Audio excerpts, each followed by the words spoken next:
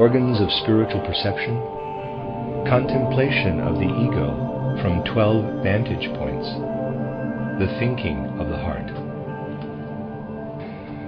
In speaking yesterday of the so-called rosicrucian path into the spiritual worlds, it was said that this is the most suitable path for modern man, and most in keeping with the laws of the evolution of humanity.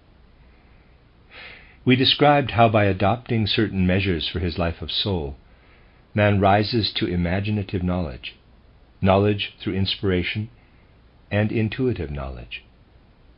If there were at his disposal nothing except the methods he deliberately applies to his soul, the ascent through these three stages would be as indicated yesterday. First of all, the organs of spiritual perception would have to be developed, and only after a period of renunciation would he be able to rise from a kind of shadowy, hardly noticeable perception to genuine experience. In the present epoch of evolution, man is not obliged to rely only upon what he deliberately does to his soul. Although in a far distant future he will have to rely upon this, the laws of evolution will then be quite different, so that from the beginning he will enter consciously into the spiritual worlds. Certainly this is also possible today, but only because something comes to man's aid, namely the strengthening forces of sleep. We have not yet spoken of the effect of the strengthening forces of sleep upon one who is undergoing this process of spiritual development. If during his development a man had not the help of sleep, he would require a very long time before being able to notice the delicate experiences that occur as a result of the methods indicated. But because his life alternates between waking and sleeping, the forces of sleep come to his help while he is developing the organs of higher perception, referred to yesterday as the lotus flowers. Although at first it is not possible to perceive anything by means of the lotus flowers, nevertheless, during sleep, forces are imparted to man out of the higher worlds, out of the macrocosm. It is due to these forces that sooner or later, after a man has turned again and again to the symbols, and has so strengthened himself inwardly that his life of soul is greatly enriched, these organs make real experience of the spiritual world possible, with some degree of vision. When imaginative knowledge is actually attained, it already enables man to have a certain insight into the higher world.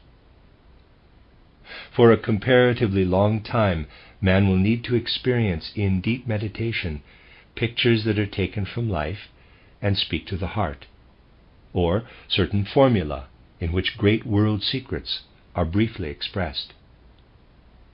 Then, first of all at the moment of waking, but also when he turns his attention away from the experiences of ordinary waking life, he will notice that something stands before his soul, which arises like the inner pictures he has formed for himself, but is there before him like flowers or stones seen in ordinary consciousness. He has before him actual symbols or emblems which he knows he has not himself created.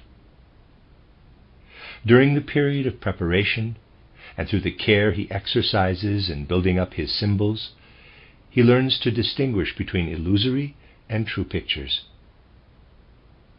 A man who prepares himself conscientiously, and above all has learned to eliminate his own personal opinions, wishes, desires, and passions from his higher life, who has trained himself not to regard a thing as true simply because it pleases him, but to exclude his own opinion, such a man can immediately distinguish between a symbol or picture that is true and one that is false.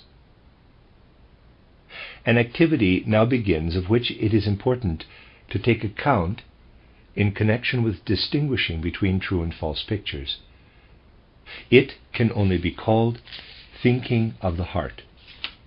This is something that comes about in the course of the development of which we spoke yesterday. In ordinary life, we have the feeling that we think with the head.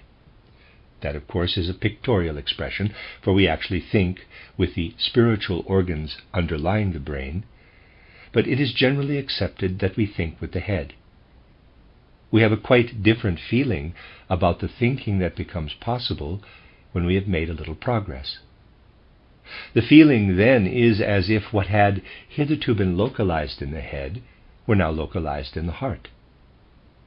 This does not mean the physical heart, but the spiritual organ that develops in the neighborhood of the heart, the 12-petaled lotus flower.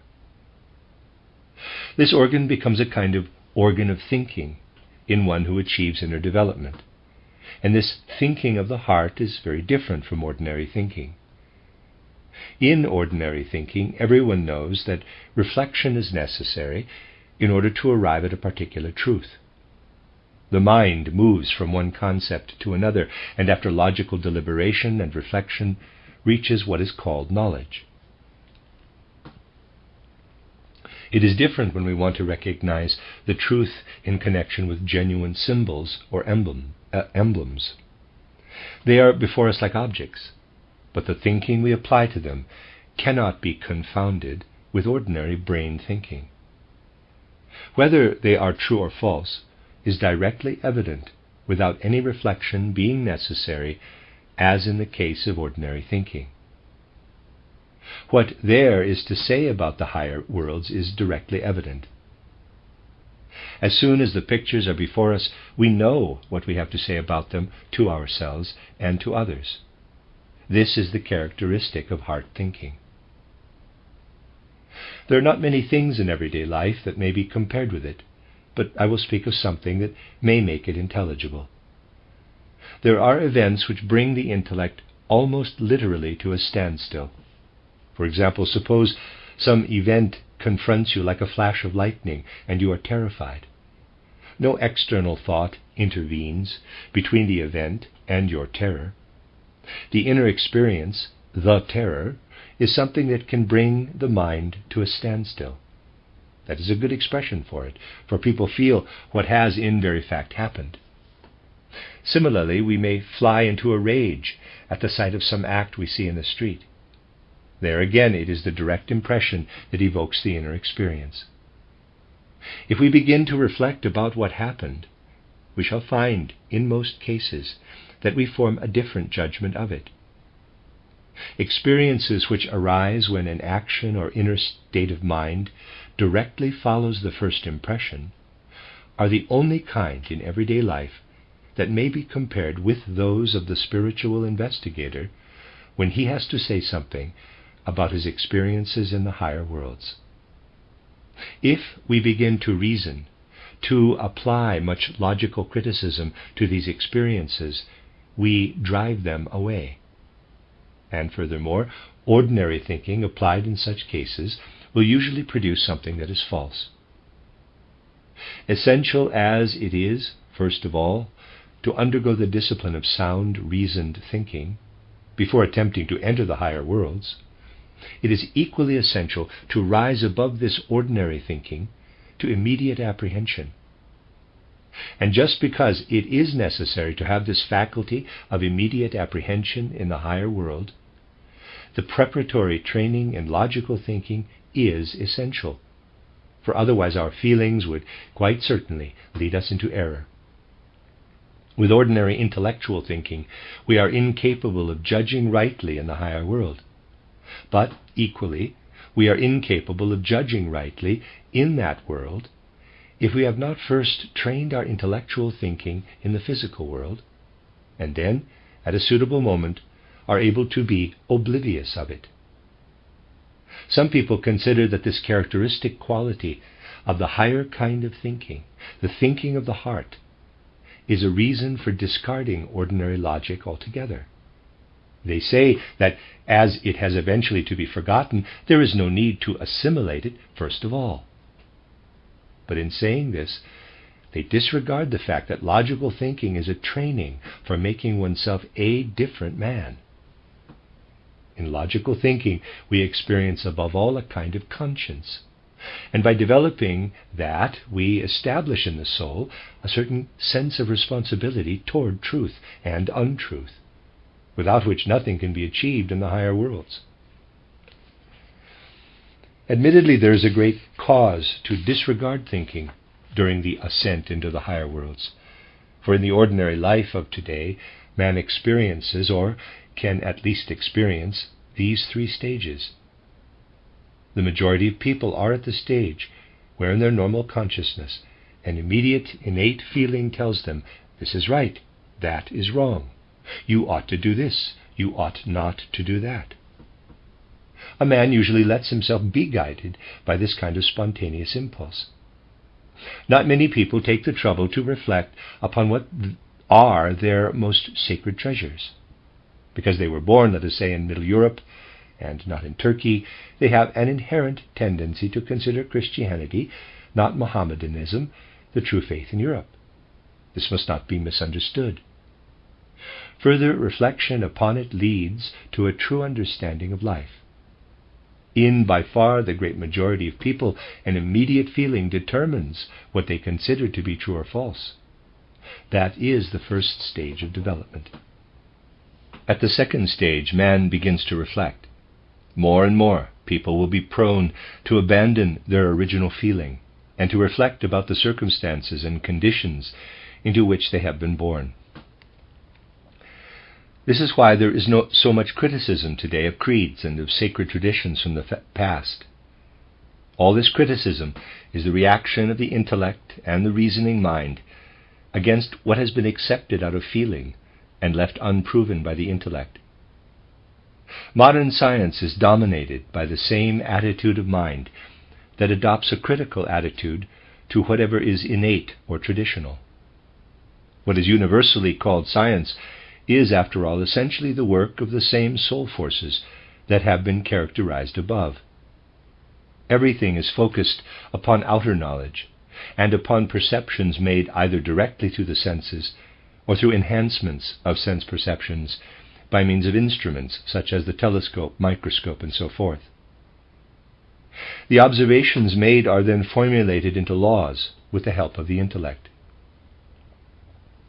Thus there are these two stages in the development of the human soul.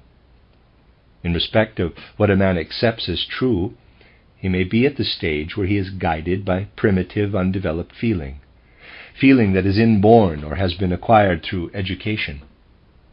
A second factor is what is called intellect, intelligence. But anyone who has a little insight into the nature of the soul knows that a very definite quality of this intelligence is that it has a deadening effect upon the emotional life. Is there any close observer who could fail to realize that all purely intellectual development deadens feeling and emotion? Hence those who, out of certain primitive feelings, which are entirely justifiable at one stage of development, incline toward this or that truth, are reluctant to let these beliefs be affected by the withering and devastating effect of intellectuality. This reluctance is understandable. If, however, it goes so far as to make people say that in order to rise into the higher worlds they will avoid all thinking and remain in their immature emotional life, then they can never reach the higher worlds. All their experiences will remain on a low level. It is inconvenient but necessary to train the power of thinking, which is of course invaluable for life in the external world, although for those who aspire to reach the higher worlds, thinking serves merely as a preparation, as training. The validity of truths of the higher worlds cannot be established through logic. The thinking that is applied to machines, to the phenomena of outer nature, to the natural sciences, cannot be applied in the same way to experiences connected with the higher worlds. Anyone who understands this will not sing the praises of what is usually called an intellect in connection with knowledge of the higher worlds. For if anyone were to attempt to draw intellectual conclusions about these worlds, he would only be able to produce commonplace truths of little depth. Whereas for the external physical world, the application of thinking is absolutely necessary. Without intellect, we could not construct machines, build bridges, or study botany, zoology, medicine, or anything else. Its use in those domains is apparent inasmuch as it is applied to the immediate objects. For higher development, intellect has approximately the significance that learning to write has in youth. Learning to write is the exercise of a faculty that must be behind us when it has to be applied. It has significance only when we have got beyond it.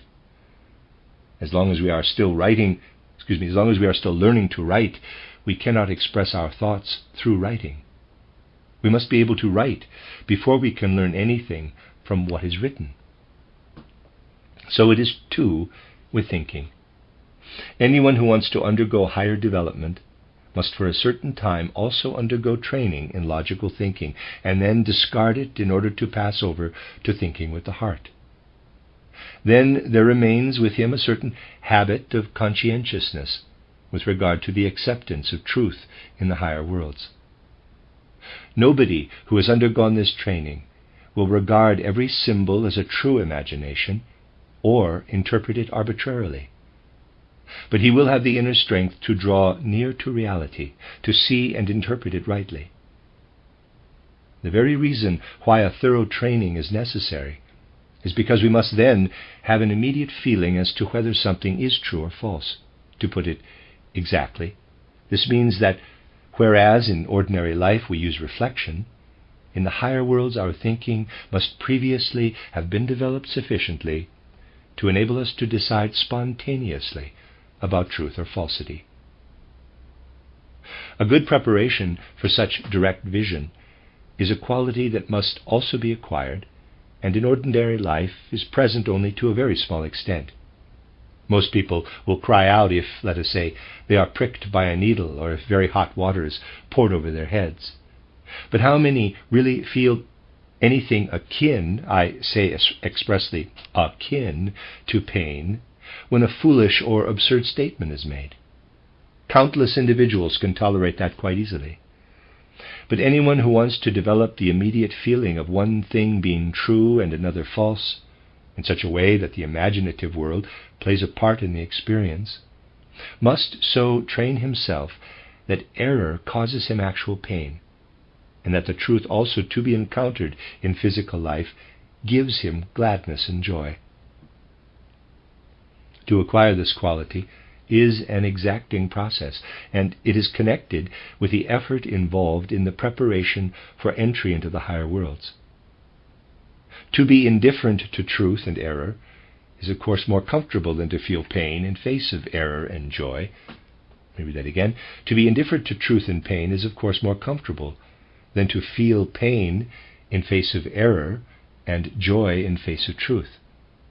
There's plenty of opportunity today to feel pain at the foolishness of the contents of many books, pain and suffering in face of the ugly, the untrue, and the evil, even when only in our environment and not actually inflicted on ourselves. Pleasure in the beautiful, the true, the good, even when we are not personally concerned. All this forms part of the training for the thinking of the heart. There is something else, too, which forms part of the training. Whoever ascends into the imaginative world must acquire another quality that he does not possess in everyday life. He must learn to think in a new way about what is called contradiction or agreement. In the ordinary way, many a man will feel, when certain statements are made, that the one contradicts the other. Yet we may find that two persons in exactly the same circumstances have quite different experiences. The description of this experience given by one of them may be altogether different from that given by the other, yet both of them may be right from their own standpoint. For example, one person may say, "I have been in such and such a place. The air was bracing, and I was much refreshed." We listen to him and believe what he says. The other may say about the same place, "It is no good. I lost all my energy there and found it a most unhealthy spot." Again, we can only believe him. In fact, both of the two may be right. The first person was a robust, healthy individual who, being anxious to accomplish a great deal in a short time, was overworked and fatigued. He was able to feel the refreshing effect of the air. The second, a sickly man, could not stand the bracing air, and his condition deteriorated. Both statements are right, because the antecedents of the visits to the place were different. Contradictory statements may be reconciled if all the factors are taken into consideration. But the matter becomes much more complicated when we rise into the higher worlds. In the physical world, it may happen, for instance, that someone hears a statement in one lecture about a subject, and in another lecture something apparently different. Applying the standard recognized in ordinary life, he says, "This cannot be true, for the two statements contradict each other." Suppose that in an earlier course of lectures, someone has heard it stated that a human being descends to a new birth through astral space with extreme rapidity, when he has to find the place where he is to incarnate. Such a case was observed, and it was mentioned in a lecture. Elsewhere, it has been said that the human being has worked for a very long time at the qualities and traits he finally assumes in the family and race into which he is born. It is easy to find contradiction here, yet both conditions are true to experience. The following analogy will help to resolve the apparent contradiction. Suppose that someone has, for 5 or 6 days, been carefully carving something for himself. On the 7th day, although he knows for certain that it has been finished the day before, he cannot find it and has to look everywhere for it. Both facts are true. And when incarnation is to take place, something similar holds good in the higher worlds. Preparation has been made, but because experiences in the higher worlds are so complicated, it is possible that just at the moment when a human being is about to descend from those worlds to unite with the etheric and physical bodies, he is still obliged to seek for them, because a clouding of consciousness has taken place. Consequently, he has now to seek for what he himself, with a higher grade of consciousness, has prepared. From such an example, we can see that something is essential when we rise into the higher worlds. We must always be mindful of the circumstance that in trying to enter into the realm of imagination, the matter in question presents itself to us in a definite picture. If, through the thinking of the heart, we have acquired a strong enough feeling of the truth of this picture, it may happen that when, at another time, with trained clairvoyance, we follow a similar path, we arrive at a quite different imagination. Yet immediate feeling again says, "That is true." We must be aware of this, for it is naturally confusing to one who is entering the world of imagination. But the confusion is cleared up if our attention is duly directed to it. We shall acquire the right attitude to this whole question by seeking for our ego itself in the imaginative world. We have described how it is possible to look back upon the ego from outside. On passing the guardian of the threshold, the ego is objectively before us. But we may look at this ego once, twice, 3 times, 4 times, and each time obtain different pictures. According to conditions prevailing in the physical world, we might say to ourselves, "Now I have seen what I am in the higher world." And the second time, "Now I have found myself again and am something different." And the third time again, we find something different. When, through the training described, we enter the imaginative world and see a picture of our ego, it is essential to know that 12 different pictures of the ego can be seen. There are 12 different pictures of every single ego, and only after contemplating it from 12 different standpoints have we a complete picture. This view of the ego from outside corresponds exactly to what is reflected in the relationship of the 12 constellations of the zodiac to the sun. Just as the sun passes through the 12 constellations and has in each a different power, just as it illumines our earth through the course of the year and even of the day, from 12 different stations. So the human ego is illumined from 12 different stations in the higher world. Therefore, in rising into the higher worlds, we must realize the necessity of not being satisfied with one standpoint only. Footnote, see title Human and Cosmic Thought, 4 lectures given in Berlin, January 1914, end of footnote. Those are not, readers aside, those are not on this website yet, end of footnote, end of readers aside. We must train ourselves in this in order to escape confusion. We can only do so by accustoming ourselves in the physical world to realize that salvation is not achieved by contemplating any matter from one standpoint only. There are people who are materialists, others are spiritists, others monists, others dualists, and so forth. The materialists insist that everything is matter. The spiritists assert that everything is spirit, and attribute importance to spirit alone.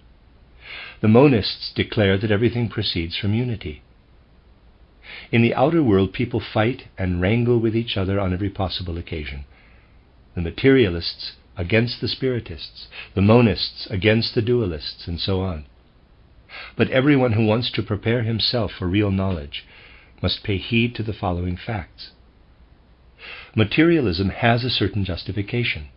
We must learn how to think as the materialist does, in terms of the laws of matter, but this thinking must be applied to the material world only.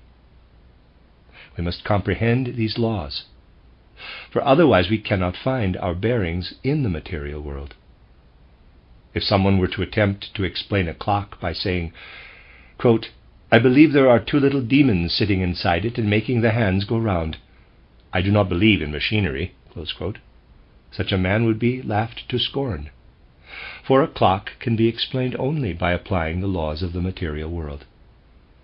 Those who try to explain the movements of the stars by material laws are simply telling us of a mechanical system. The mistake does not lie in materialistic thinking itself, but in the supposition that it can explain the whole universe, and that there is no other valid kind of thinking. Haeckel does not err when explaining by the laws of materialistic morphology phenomena of which he has exceptional knowledge. If he had confined himself to a certain category of phenomena, he would have performed an enormous service to humanity. It can therefore be said that materialistic thinking has its justification, but in a certain domain only. Spiritual thinking must be applied to whatever is subject to the laws of spirituality, and not to those of mechanics. When someone says, quote, "You come along with a peculiar psychology alleged to have its own laws, but I know that there are certain processes in the brain which explain thinking," close quote, he is introducing matters of a different nature, and in another domain he is making the same mistake as the man who believes in the 2 demons in the clock. As little as the clock can be explained by demons, as little can thinking be explained by movements of atoms in the brain. Again, anyone who attributes fatigue in the evening to the accumulation of toxins may be giving the right explanation as far as the outer facts are concerned. But as far as the soul is concerned, he is explaining nothing whatever, for a spiritual explanation is essential there. And then, take monism. By attempting to explain the world only from the aspect of harmony, one is bound to arrive at unity, but it is abstract unity, and means impoverishment. Philosophers whose only aim is to arrive at unity have in the end gained nothing at all. I once knew a man whose aim was to explain the whole world in a couple of sentences, and he finally came to inform me with great glee that he had actually found 2 simple formulae, which could explain every possible phenomenon in the world. This is an example of the one-sidedness of monistic thought. Such thinking must be widened through proceeding from very different points and finally reaching unity. By adopting different standpoints, we can educate ourselves to view things from many angles, a faculty that is so necessary for experiences in the higher worlds. We should spare no efforts to prepare ourselves to view the ego from 12 standpoints. But there is little understanding today for such a degree of objectivity. Anyone who has attempted to achieve it will be able to tell of the remarkable reaction in the world when anyone sets aside his personal point of view and surrenders himself to the views held by another.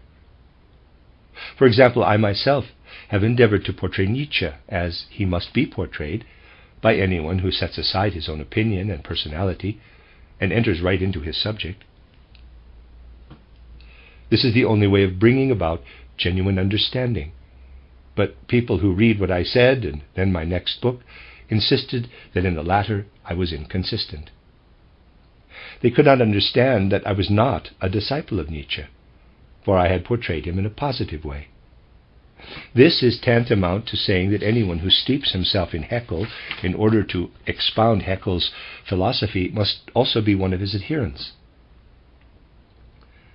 This power of emerging from oneself in order to describe something objectively, as it were with the eyes of a different viewpoint, is a quality that it is necessary to acquire, for that alone can lead to far-reaching truth. Nobody gets anywhere near the real truth if he stands at a particular spot and gazes, let us say, at a rose bush, but only if he photographs it now from one standpoint, now from another, and again from another. By such means we train ourselves to acquire what we need as soon as we rise into the higher worlds. Confusion is inevitable in the higher worlds if we enter them with personal opinions, for then we immediately have delusive images of truth before us. To develop the thinking of the heart, we must have the power to go out of ourselves and look back upon ourselves from outside. In normal consciousness, a person stands at a certain place and knows that in saying, quote, "that am I," close quote, he means the sum total of what he believes and stands for. One who rises into a higher world, however, must be able to leave his ordinary personality behind, to go out of himself and say with the same feeling, quote, "that is you," close quote. The former I, capital, must be able in the true sense to become a you, just as we say you to another person. This must become an actual experience. It is attainable in the physical world through training. We must first do relatively simple things in this way, and then we earn the right to think with the heart. All true presentations of the higher worlds proceed from the thinking of the heart, although outwardly they often seem to be purely logical expositions. Whatever is described in spiritual science has been experienced with the heart, and must be cast into forms of thought intelligible to reasoning people. That is where the thinking of the heart differs from subjective mysticism. Anyone may experience the latter for himself, but it is not communicable to to another, nor does it concern anyone else. True and genuine mysticism springs from the capacity to have imaginations, to receive impressions from the higher worlds, and then to coordinate these impressions by means of the thinking of the heart, just as the things of the physical world are coordinated by the intellect. Something else is associated with this, namely that the truths imparted from the higher worlds are tinged with something like the heart's blood. However abstract they may seem to be, however completely they may be cast into forms of thought, they are tinged with the heart's blood, for they are direct experiences of the soul. From the moment a man has developed the thinking of the heart, he experiences something that seems like a vision. Yet what he experiences is not a vision, but the expression of a soul and spiritual reality, just as the color of the rose is its outer manifestation, the expression of its material nature. The seer directs his gaze into the imaginative world. There he has the impression, let us say, of something blue or violet, or he hears a sound or has a feeling of warmth or cold. He knows through the thinking of the heart that the impression was not a mere vision, a figment of the mind, but that the fleeting blue or violet was the expression of a soul's spiritual reality, just as the red of the rose is the expression of a material reality. Thus do we penetrate into the realities, into the spiritual beings themselves, and we have to unite with them. That is why all research in the spiritual world is linked in a far higher sense and to a far greater extent than is the case in other experiences, with the surrender of our own personality. We become more and more intensively involved in the experience. We are within the beings and things themselves. We must experience their good and bad qualities, also their beautiful and ugly qualities, what is true in them and what false. If we are really intent upon experiencing truth, we must not only perceive error, but experience it in the imaginative world with pain. We must not merely look at ugliness in such a way that it has no effect upon us, but we must experience it as inwardly hurtful. The training described above is particularly suitable for people of the present day, and through it we can learn to experience the good, the true, the beautiful, but also ugliness and error, without being involved in the latter, for the thinking of the heart is able to discriminate. In giving descriptions from the spiritual worlds, in translating our experiences into terms of logical thought, we feel as if we were approaching a hill on which there are wonderful rock formations, which must be hewn out in order to build houses for men. In the same way, our experiences in the spiritual worlds have to be translated into logical thoughts. When anyone wants to communicate to other human beings what he has experienced through the thinking of the heart, he too must translate it into logical thoughts. But logical thoughts are merely the language in which in spiritual science the thinking of the heart is communicated.